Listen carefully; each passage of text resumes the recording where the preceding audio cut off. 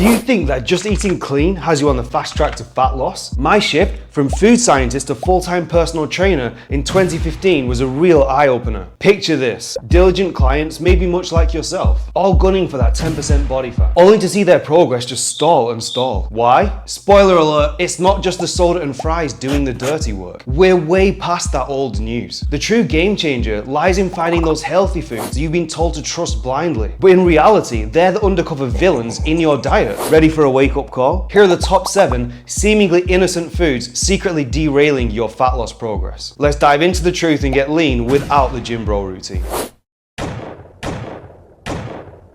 Swapping out a candy bar for a protein bar seems like a solid move for your fitness goals, right? But not so fast. Ever wonder why that protein bar feels nearly as satisfying as a candy bar? Well, as a former food scientist, guilty as charged, I can tell you that they're crafted to hit the same dopamine buttons in your brain. But here's the twist. While your brain gears up for this sugar and fat party, the protein bar doesn't bring that same energy to the table. Why should you care? Well, it's not all about quenching that sweet craving. These bars are designed to be hyper palatable, tricking your body into expecting more than they offer, which just ends up making you hungrier and ramping up your cravings later. This is just one of the many clever ploys that food scientists use to keep you coming back for more, all under that health halo. So what's the takeaway? Lean away from those processed designer health foods on your weight loss journey. Remember, food scientists are pros at crafting these snacks to be irresistible.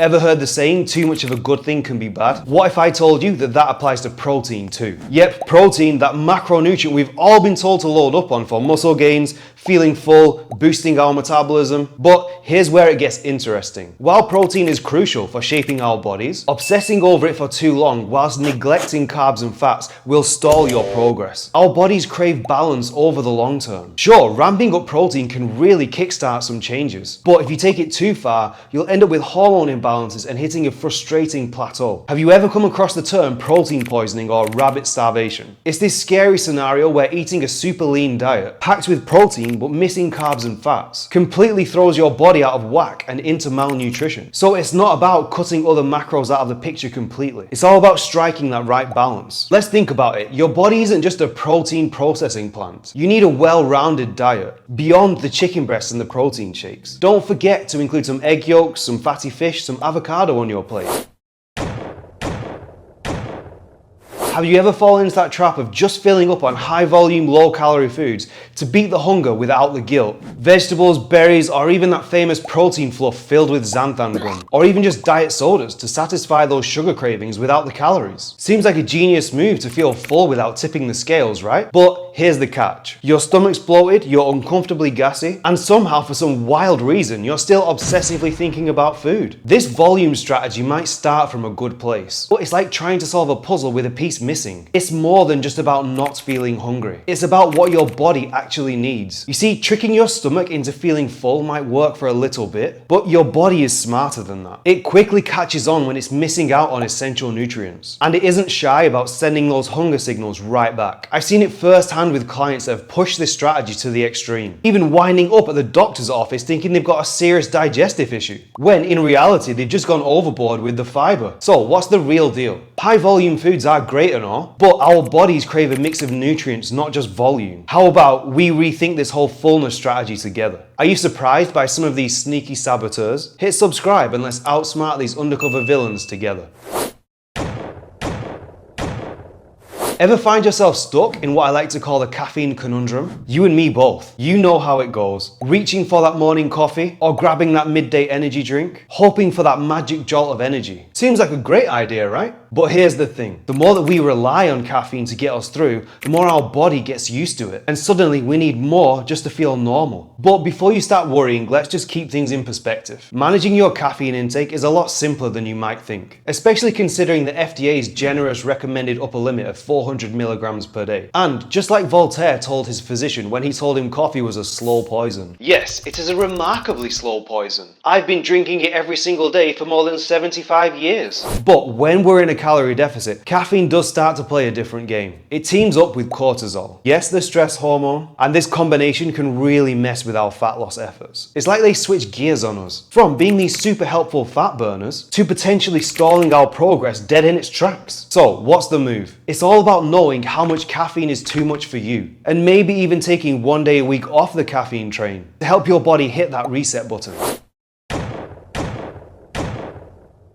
Ever started a weight loss journey feeling lighter by the day, only to be knocked back by unexpected bloating and water retention? It's like 1 minute you're on cloud 9, and the next you're looking in the mirror asking, why do I look puffed up and swollen? Trust me, I've been there. The scale becomes this roller coaster that only seems to go down and up, which makes it a real puzzle to figure out if you're actually making any real progress. And guess what? More often than not, it's the so-called healthy foods that are the culprits. You wouldn't believe the number of times that I've seen people, myself included, react to not only the usual suspects like dairy and gluten, but foods you wouldn't expect like bananas and cocoa powder. It's really eye-opening to see how our bodies can turn against the foods we've been conditioned to believe are beneficial. Coaching clients continues to teach me these valuable lessons, and a big one is that listening to your body is key. It's about understanding what works for you, because it boils down to this. It doesn't matter how perfect your diet seems, it's not just about what you eat, but what your body can actually absorb and use. You can be packing your diet with all the right things, but if your gut health is not on point, you're not going to benefit from any of it.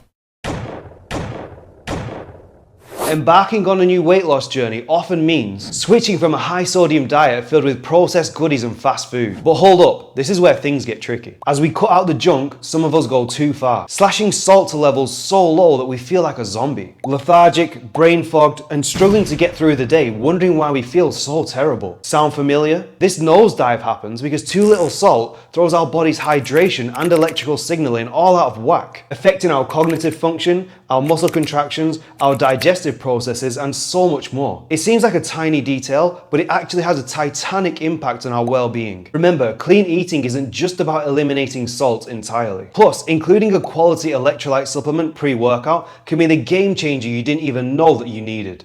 Have a swig of a properly dosed electrolyte supplement like LMNT and see the crazy muscle pumps, the endurance, and the post-workout cognitive function skyrocket. So you're not the type to obsessively measure every little bite, like a gym bro with his Tupperware and scale. Me neither, but here's a twist that might surprise you. It's often the little things, not the meticulously planned meals, that actually throws us off track and sets us back. You know, that extra drizzle of olive oil, that casual splash of ranch, or that innocent nibble of cake at the office. A recent study found that people were adding up to 500 calories per day of unaccounted for snacks. That's 1 pound of weight gain per week. Now, I'm not saying these little snacks are bad. Life's way too short to skip the cake, right? But here's the catch. Every little thing we eat, our body has to deal with it. So it all adds up. These tiny indulgences can be stealthy culprits derailing your progress. Because, believe it or not, your body keeps an accurate account even if you don't. For more coaching tips to get in your best shape ever, click this link here.